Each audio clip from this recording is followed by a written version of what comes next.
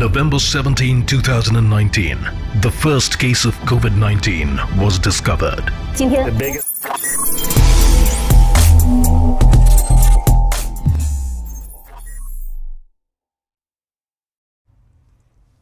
नमस्कार, स्वागत है आप सभी का। मैं अभिषेक मालवीय और आप देख रहे हैं MP24 से भी न्यूज। रुक करते हैं आज की मुख्य बड़ी खबरों की ओर।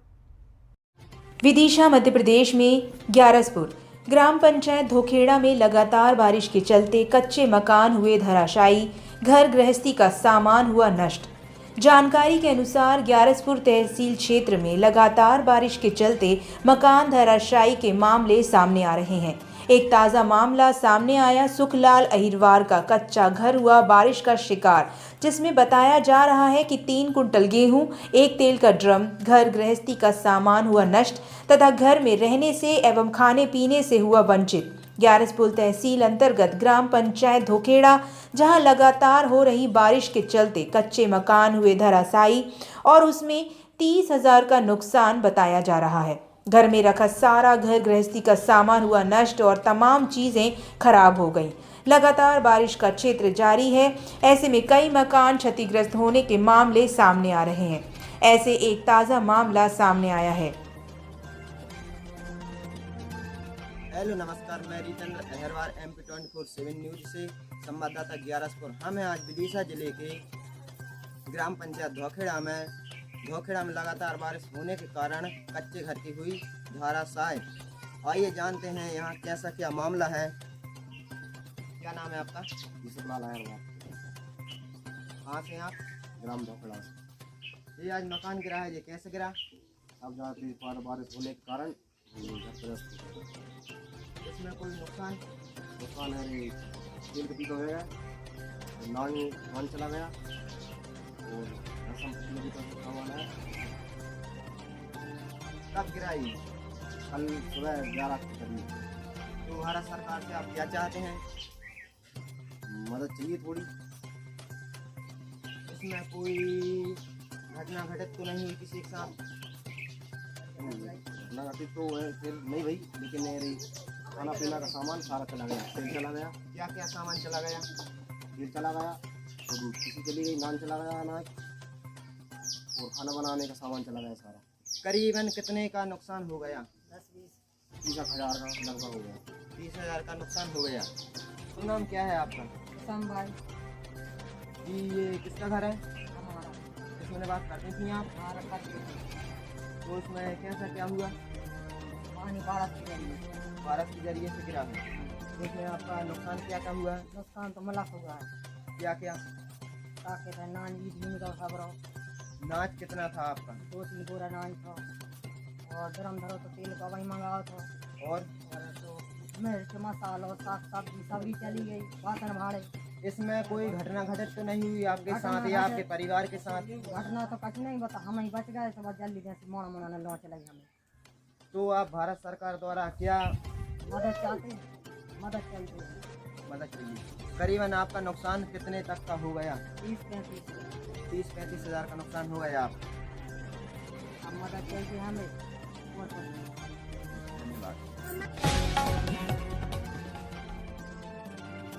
विदिशा मध्य प्रदेश में विधायक शशांक भार्गव ने शिवराज सिंह चौहान पर ताना निशाना और जनता ने प्रशासन पर लगाए आरोप।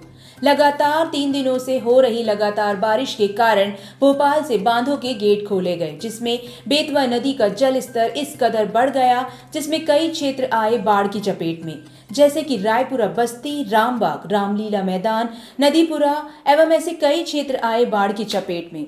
आम जनता ने प्रशासन पर उठाए सवाल कि प्रशासन की ओर से न ही भोजन की व्यवस्था की जा रही है, न ही देखरेख की जा रही है, सिर्फ समाज सेवियों द्वारा भोजन की व्यवस्था की जा रही है।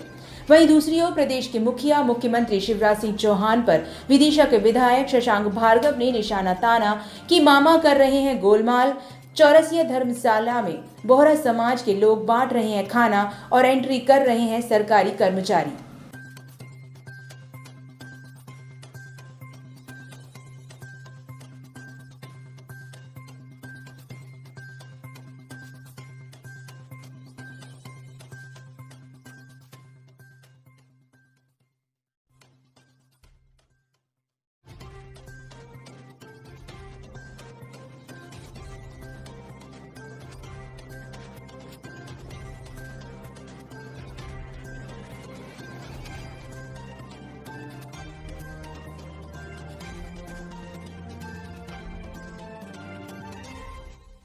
नाम है आपका? मैं नीतीश राजा यादव, पार्षद प्रतिनिधि वार्ड नंबर 14 से। जो आप पीछे पानी देख रहे हो, ये पानी कल रात से बढ़ रहा है और यहाँ के लोगों की हालत बहुत दयनीय है, चिंतनीय है।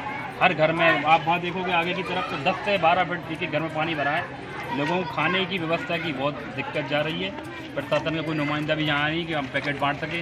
दूसरी बात जो विदिशा में दूसरी व्यवस्था जो है, जो बाढ़ का जो माहौल बना है, वो जो गेट खोले गए हैं, गेट अगर प्रशासन अपनी दोनों विदिशा और भोपाल वाले आपस में सामंजस्य बिठाकर गेट पहले खुले होते ना, तो बाढ़ की स्थिति इतनी नहीं होती। 3 दिन पहले से रेड अलर्ट था कि पानी गिरने वाला है। गेट अगर थोड़े दिन पहले खोल दिए जाते तो शायद विदिशा में इतनी बाढ़ की स्थिति नहीं बनती। गेट खोलने में जो सामंजस्य बरता गया वो सही नहीं था। गेट अगर धीरे धीरे खोले जाते तो ये बाढ़ की स्थिति नहीं बनती और लोग इससे परेशान नहीं होते। आप मानते हैं बाढ़ के लिए प्रशासन की लापरवाही जिम्मेदार है? प्रशासन की लापरवाही है, लेकिन मुख्य कारण है जो गेट खोले गए हैं। जो बाढ़ आई है ऊपर के पानी से नहीं है, जो गेट खोले गए हैं वो विदिशा और भोपाल का जो प्रशासन सामंजस्य स्थापित करके अगर गेट खोले जाते कि कितना पानी, कितने क्यूसेक पानी छोड़ना है कि बाढ़ की स्थिति ना बने, तो शायद ऐसी स्थिति निर्भर नहीं होती और विदिशा के लोगों को परेशानी नहीं आती। प्रशासन की ओर से क्या मदद मिली आपको? अभी तो कोई मदद नहीं मिली। पैकेट की मांग के लिए खड़े सब लोग, खाना बन नहीं पा रहा लोगों का, पानी भर गया है। पैकेट के लिए 2-3 बार फ़ोन कर चुके हैं। एसडीएम साहब को भी फ़ोन किया था, उनने अभी तो आश्वासन दिया कि करीब कितने घर होंगे यहाँ पर? यहाँ घर कम से कम कोई फिजा और ये सब मिला के 200-300 घर होना चाहिए। ठीक है, कोई धन्यवाद। प्रशासनिक अधिकारी भी देखने नहीं आया? नहीं, अभी तो कोई नहीं आया है, प्रशासनिक अधिकारी तो कोई नहीं आया। काफ़ी पानी भरा चुका है और पूरे मोहल्ले वालों को सभी को दिक्कत आ रही है। यहाँ पर जो कोई भी रह रहे थे उनको सभी लोगों को रात में खाली करवा कर उनको उचित स्थान पर बिठा दिया गया है। कौन सा क्षेत्र कहलाता है ये मेला ग्राउंड चौरा, मतलब मेला ग्राउंड। तो जहाँ की जो बस्तियाँ थी सबको खाली कर दी? सबको खाली करवा दिया गया है। और प्रशासन से आपको लिए मदद मिली क्या नहीं मिली? अभी नहीं मिली जी। कौन सा घाट है और कितना पानी भरा चुका है यहाँ पर? ये रंगाई घाट है। रंगाई घाट से बेतवा नदी चूँकि निकली हुई है, वहाँ से पानी का स्तर बढ़ ही रहा है लगातार, क्योंकि ऊपर पानी बरस रहा है भोपाल क्षेत्र में। तो वहाँ के जितने भी डैम हैं उनके सभी गेट खोल दिए हैं, तो पानी का लगातार स्तर बढ़ता जा रहा है। और सुबह से मैं यहाँ पे हूँ 6 बजे से, तब से मैं करीबन 7-8 इंच पानी बढ़ गया है यहाँ पर। तो बढ़ ही रहा है, घट नहीं रहा क्या? हाँ, अभी तो बढ़ ही रहा है। तो यहाँ के जो दुकान वगैरह थी और जहाँ के जो लोग थे उनको निकाल दिया गया है क्या? हाँ, सभी को निकाल दिया है और रेस्क्यू चल रहा है और एनडीआरएफ और एसडीआरएफ अपनी लगातार जगह जगह काम कर रही है। अगर यहाँ भी हम पूछताछ कर रहे हैं, अगर किसी व्यक्ति या कोई परिजन अगर आसपास कहीं फंसा हुआ है तो हम जानकारी देके उनको रेस्क्यू करेंगे। ठीक है, धन्यवाद जी। क्या नाम है आपका? राम बाबू। राम बाबू जी, कहाँ रहते हैं आप? राम बाबू। कौन सा क्षेत्र है जहाँ पानी कितना भरा चुका है यहाँ पर? पानी सर कम से कम करीब घरों में 5 फीट से ऊपर हो गया। कितने लोग प्रभावित हुए होंगे इससे? प्रभावित तो पूरा मोहल्ला है, रामबाग पूरा मोहल्ला है। तो प्रशासन की ओर से क्या मदद मिली आपको? कोई मदद नहीं मिली सर, कोई मदद नहीं मिली। भोजन वगैरह की कोई व्यवस्था की गई? कोई देखने आया प्रशासन के किसी व्यक्ति ने पहले आपको आगाह किया था कि बाढ़ आने की संभावना? हाँ, ऐलान किया था, इसके बाद में कोई नहीं आया। कहीं शिविर में पहुंचाने के लिए बात कही गई कुछ थी? नहीं, कुछ मदद नहीं मिली अभी तक आपको? कितने परिवार प्रभावित होंगे यहाँ आप रह रहे हैं? पूरा मोहल्ला ही है सर। कितने परिवार होंगे, संख्या बता पाए? 30-35 परिवार थे। अभी तक खाने पीने की भी सुविधा कुछ नहीं करी? कौन सा क्षेत्र है जहाँ तक जो पानी आया है? रामलीला से आगे के क्षेत्र में ही पानी आ गया। बाढ़ कई बार विदिशा में आई, लेकिन इस बार हमारे मामा की व्यवस्थाएं शिवराज जी की सब फेल हैं। जब रेड अलर्ट हो गया था तो टोड़ पिटवाना चाहिए 1 दिन पहले, लेकिन प्रशासन ने टोड़ नहीं पिटवाई। जब पानी लोगों के घर में घुसने लगा उसके बाद टोड़ पिटवाने का काम। अभी तक ये देखा गया था कि जब बाढ़ आती है या कोई प्राकृतिक आपदा आती है तो सरकार चाय, नाश्ते, भोजन की व्यवस्था करती है, लेकिन अभी हमारे मामा की सरकार के पास इतना बजट नहीं है कि जो शरणार्थी हैं, जो रुके हुए हैं, पलायन किया है जिन्होंने, उनको चाय और नाश्ते की व्यवस्था नहीं हो रही। वो समाज सेवी संस्थाएं अगर कर दें तो ठीक है, और नहीं तो सिर्फ भोजन के पैकेट मिल रहे हैं और उसमें भी पर्याप्त भोजन नहीं मिल रहा। ये तमाम पोल प्रशासन की आज खुल गई। अभी मैं गया था चौरसिया धर्मशाला, वहाँ पर गौरा समाज के लोग भोजन बांट रहे हैं। सरकारी आदमी एंट्री कर रहा है, क्या गोलमाल है मामा, ये जनता का पैसा है, आप जनता के ऊपर ही खर्च नहीं कर रहे।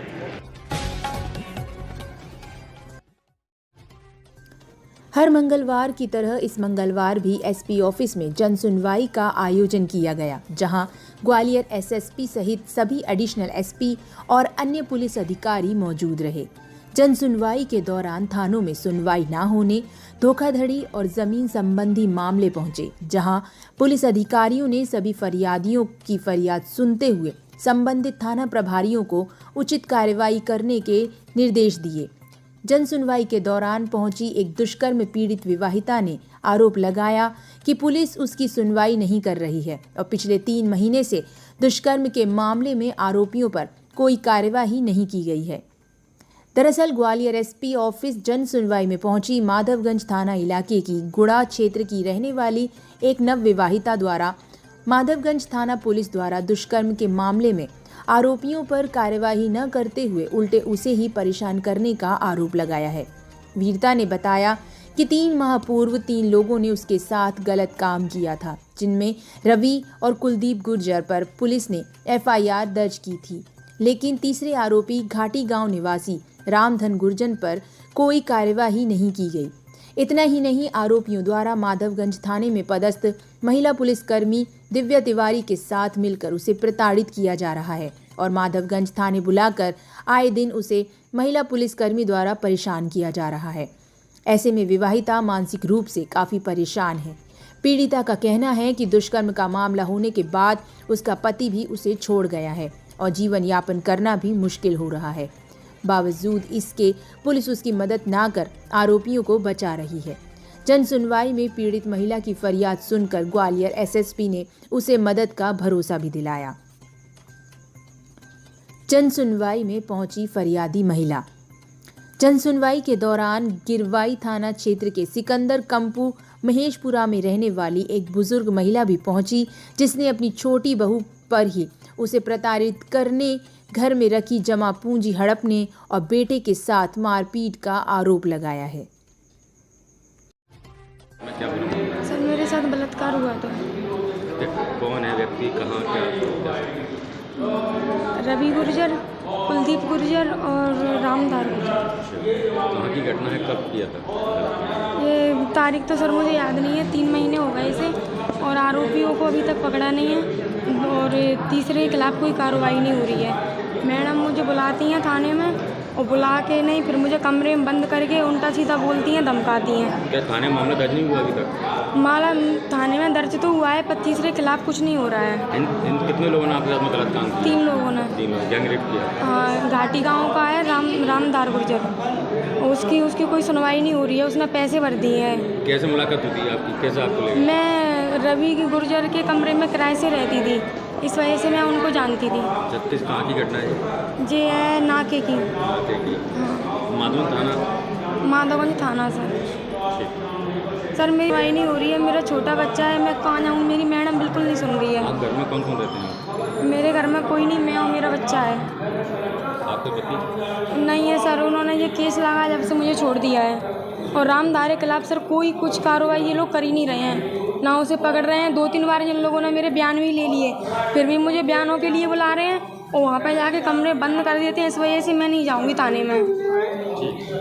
क्या नाम है आपका? कलावाल। कहाँ रहती हो आप? महेशपुरा। अच्छा, कहाँ पड़ता है महेशपुरा? सिकंदर कंपू। क्या समस्या है आपकी? ये समस्या क्या हमारी है ना, छोटी वाली बहू लड़ती है जी, और मैं से कह रहा तेरी छाती पे लात धर के प्राण ले लूँगी तेरे, और मैं 3,60,000 रुपये बाद जा चुकी, और तब भी है ना वो लड़ते हैं। मैंने 2 दुकानें बनवाई जाएंगी कि चल भैया एक में तू कर, एक में है ना जे हम जल लेंगे, तो वहाँ दोनों ले लेंगे। हाँ भैया चल तू अब चलो, सेंटिंग को सामान लगा गई तो सेंटिंग वहाँ पूरी ले लेगी। हाँ भैया ले तू ले लगी, तू सुखी रहे। मैंने मंजूरी के 10,000 रुपये धरे, 150 ऊपर, तो वहाँ ना वो 10,000 रुपये निकाल ले मेरे, मैं अपने ही बाद में 1.5 वो निकाल ले पैसे। वहाँ मेरे कपड़ा लत्ता फेंक दे, मेरी रोटी सब्जी धरीते फेंक दे, मेरे बासन कुसन फेंक दे, मेरे सब फेंक दे, और हमको हुत नहीं है। ऐसे परेशान करते हैं वो। 16 नंबर गाड़ी बुलाई थी, तो सोलह कुछ कार्रवाई नहीं करी बाने की। और वो मोड़ा तो मेरा मोड़ा की मारपीट कर गई और बोले कि बाको मोबाइल लगी छुड़ा के नहीं। हम तो कोई अभी कहाँ रह रही हो आप? बहरे रहे हैं। बहू का क्या नाम है? बहू का मालती। अच्छा, तो आपने थाने में कंप्लेंट किया? थाने का इसको सुनवाई नहीं करते हुए। कौन सा थाना लगता है? गिरवाई को। गिरवाई थाना। हाँ गिरवाई। आपका बेटा क्या करता है? बेटा तो मिल जाता सही काम कर लेते हो। बेटा कुछ नहीं बोलता बहू से? हर बार कुछ मारते ही वो। हाँ रिकॉर्डिंग अपनी पास मारते ही ताकि रिकॉर्डिंग है हम पैदा गए। ठीक है। भीड़ आई और सभी तरह के प्रकरण आए थे। धोखाधड़ी के प्रकरण आए, कई गुम इंसान के प्रकरण आए, कई पति पत्नी के विवाद आए और जो सबसे ज़्यादा प्रकरण आए वो किसी ज़मीन संबंधी आए कि पैसे देने पे प्लॉट नहीं मिला या पैसे दे दिए गलत रजिस्ट्री हो गई। इस तरह के जो ज़मीन संबंधी धोखाधड़ी के मामले हैं ये आज ज़्यादा है। बाकी अन्य सभी प्रकार के इसमें मामले आए जहां पांचों एडिशनल एसपी साहब के साथ जनसुनवाई यहाँ पे संपन्न हुई। हनुमान भक्त कर रहे हैं हर मंगलवार को असंख्य हनुमान चालीसा के पाठ, पा रहे हैं मनोवांछित फल और आत्मशक्ति। संकट मोचन हनुमान बालाजी मंदिर गोलपाड़ा पर विगत 2 माह से हर मंगलवार को रात्रि 8 बजे से लगभग 150 भक्त जनों के द्वारा असंख्य हनुमान चालीसा के सामूहिक पाठ किए जाते हैं। पाठ करने वाले भक्त जनों एवं सेवकों का कहना और मानना है कि हनुमान जी महाराज के हनुमान चालीसा पाठ करने से मनोवांछित फल मिलता है जो वह पा रहे हैं और आत्मशक्ति मिल रही है। इसलिए वह हर मंगलवार को यहाँ आकर हनुमान चालीसा के पाठ करते हैं। मंदिर में मेहंदीपुर बालाजी महाराज की तर्ज पर 1.25 मन का विधिवत भोग लगाया जाता है। उसके पश्चात भंडारा प्रसादी भक्तजन पाते हैं। हर मंगलवार को नए स्वरूप में चरण सेवक जगबीर दास द्वारा मूर्ति का अभिषेक चोला श्रृंगार किया जाता है। अयोध्या में रामलला के भव्य मंदिर निर्माण में कोई बाधा न आए उसके लिए प्रतिदिन हवन यज्ञ जारी है। आज चालीसा पाठ करने वालों में मुख्य रूप से किशन सिंह तोमर, संजय जैन, दीपक श्रीवास्तव, श्याम कुमार शर्मा, राहुल माहेश्वरी, चंद्र प्रकाश श्रीवास्तव, पुष्पेंद्र श्रीवास्तव, अरुण तिवारी, राज परेता, हरिनारायण शर्मा, विजेंद्र कुमार वर्मा, सुरेश गोयल, सुरेंद्र परमार, यशपाल तोमर, कमल किशोर श्रीवास्तव, रामा देवी शर्मा, भारती बत्रा, विमला श्रीवास्तव, सुमन शर्मा, ममता बडेरिया, निधि सिकरवार आदि भक्तजन उपस्थित रहे। यहाँ हर मंगलवार की तरह लगभग 1.5 सैकड़ा भक्तजन हनुमान चालीसा के पाठ कर रहे हैं। अपनी मनोकामना पूरी करने के लिए, अपनी इच्छा पूरी करने के लिए, आत्मशक्ति बढ़ाने के लिए और निश्चित रूप से उन्हें कहीं ना कहीं मनवांछित फल मिल रहे होंगे जब वह हर मंगलवार को यहाँ आकर हनुमान जी महाराज को असंख्य हनुमान चालीसा के पाठ सुना रहे हैं।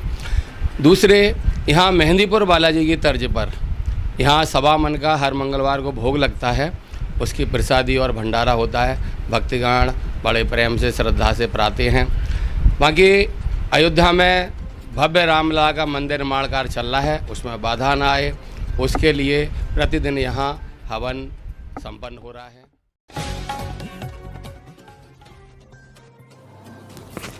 अवैध कच्ची शराब के विनिर्माण, संग्रहण, विक्रय के विरुद्ध चलाए जा रहे अभियान के तहत अवैध शराब कारोबारियों पर आबकारी विभाग व स्थानीय पुलिस की छापामार कार्यवाही।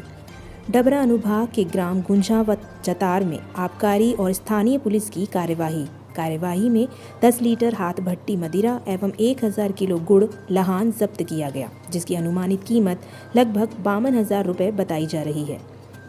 गिजोर्रा थाना प्रभारी उप निरीक्षक सुमन पलिया एवं आबकारी उप निरीक्षक आमीन खान द्वारा 3 प्रकरण पंजीबद्ध कर कार्यवाही की गई।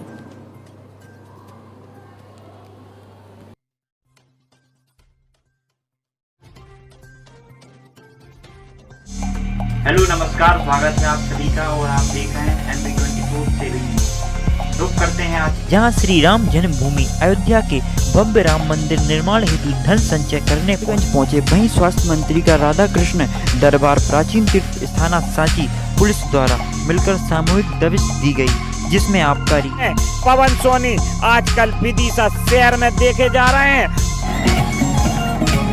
कांग्रेस के विधायक शशांक भार्गव और पालिका के समझ सफाई कर्मी अपनी मांगों को लेकर जिले में अवैध खनन को रोकने के लिए रायसेन के कलेक्टर उमा शंकर